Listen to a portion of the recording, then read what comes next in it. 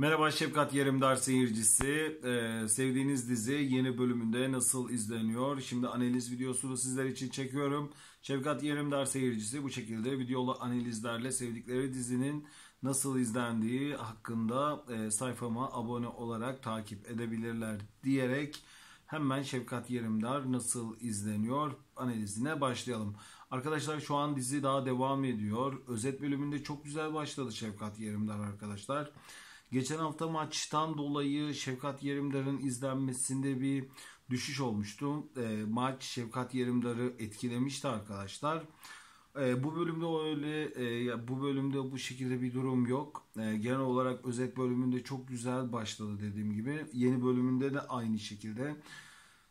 Genel seyirci kitlesinin yanında yeni seyirci de çekiyor arkadaşlar. Yani şu an Şefkat Yerimdar son bölümünden iyi gidiyor.